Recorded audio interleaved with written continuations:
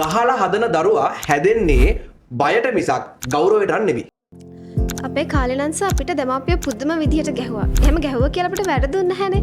ඉතින් ඇත්තටම මේ ළමයෙක්ට ගහන එක වැරදිද? පාරක් ගැහුවට පස්සේ දරුවා ඉගෙන ගන්නේ වැරද්ද හදාගන්න නෙමෙයි. Tamanට වඩා ශක්තිමත් කෙනෙක්ට තමන්ව යටපත් කරගන්න පහර දීම කියන දේ පාවිච්චි කරන්න පුළුවන් කියන එක. ගහලා හදන දරුවා හැදෙන්නේ බයට මිසක් ගෞරවයට නෙවෙයි. කවදා හරි දවසක ඒ බය නැති වුණ දවසට, ඒ කියන්නේ අපි කිව්වොත් එimhe දරුවා ඔයාට වඩා ශක්තිමත් වුණ දවසට, දරුවා ලොකු වුණ දවසට එයා ඔයාව පාලනය කරන්න පටන් ගන්නවා. ඒ නිසා දරුවෙක්ගේ වැරද්දක් හදන්න පුළුවන් හොඳම ක්‍රමය ගහන බනින එක නෙවෙයි. දරුවෙක්ට ආදරෙන් සහ තර්කානුකූලව දේවල් කියා දෙන්න පුළුවන් නම්, ඒ කියන්නේ එයා කරපු දේ වැරද්දක් වෙන්නේ කොහොමද කියන එක එයාට තේරුම් කරන්න පුළුවන් නම්, ඒක තමයි දරුවෙක්ව වරදින් මුදව ගන්න පුළුවන් හොඳම ක්‍රමවේදය.